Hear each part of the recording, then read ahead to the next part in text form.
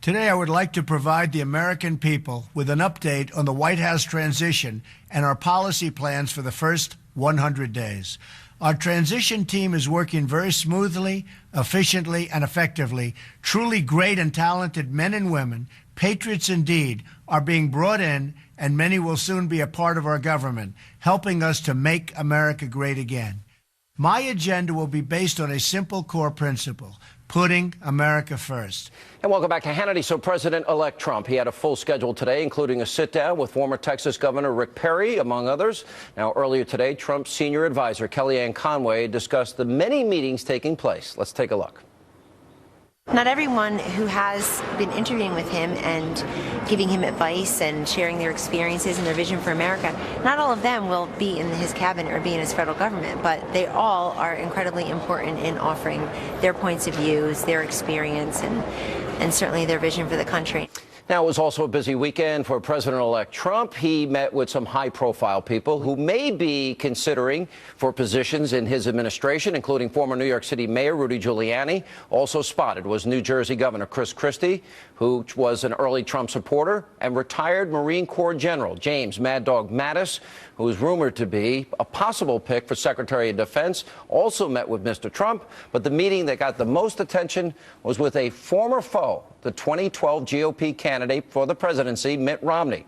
Here with reaction, former 2016 presidential candidate Dr. Ben Carson and editor-in-chief of LifeZette, Fox News contributor, nationally syndicated radio host Laure Ingraham. Now, your name's out there a lot about a possible position. You're open to one. Yeah. I mean, I like what You're I in New do. York, just by coincidence? I'm kind of like you, Sean. Sean, you and I love what we do. We just love, on a daily basis, it's such a privilege to talk to the American people and hear what they have to say. Well, they mentioned your name. I've never considered for dog catcher. That's because you're too rich, so you can't give. You're just too rich. It's just the crumbs go for everybody else. No, I'm just kidding. Thanks a lot. It's fun. It's fun to be part of the mix, but look, I think they're doing other things that are frankly more important than press secretary. And so I am worried. I think you'd be great, but I think it would drive you nuts. Tell me why.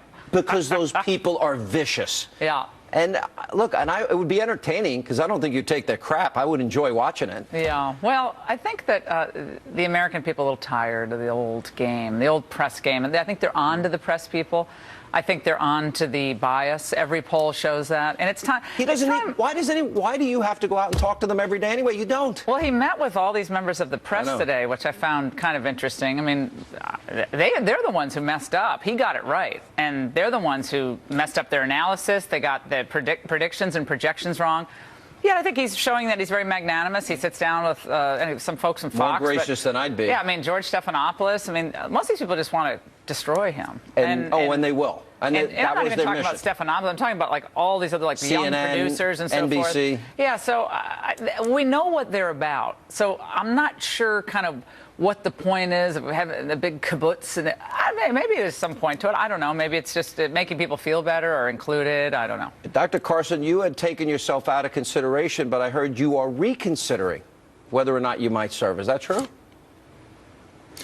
Well, first of all, what I've always said is that my preference is to work outside of the government because I think there's so many important voices that need to be heard that are outside of the bubble.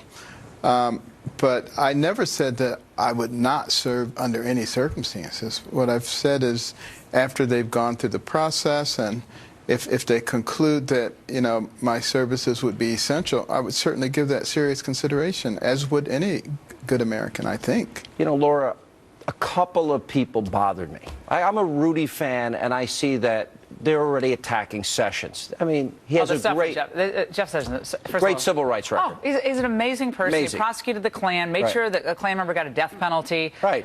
Rosa Parks. Extended Holiday. the Civil Rights Act for 30 years. All of that. He was with John Lewis on the 50th anniversary of Bloody Sunday. The great photo. I tweeted out today. And I've known him for so long. And remember, the only vote that Arlen Specter said that he regretted before he died was the only vote was voting against Jeff Sessions. That was after he became a Democrat. Why am I worried? Look, I think to this day Mitt Romney would have been a great president. Terrific. I really believe that. But he called Trump a fraud, a huckster, and every other name, and actively worked against him. If Donald Trump chooses him, I think it is a huge mistake I don't think someone who came out that vociferously and personally.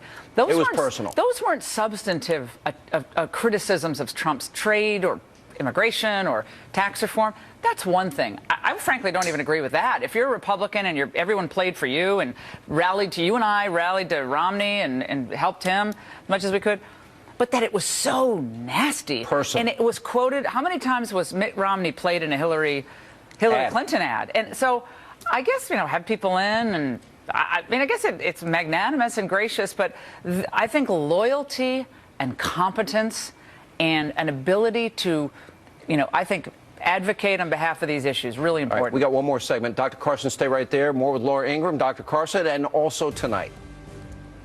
Decisions have been made that by the president-elect that he wants to focus out of the gate on repealing Obamacare and beginning the process of replacing Obamacare.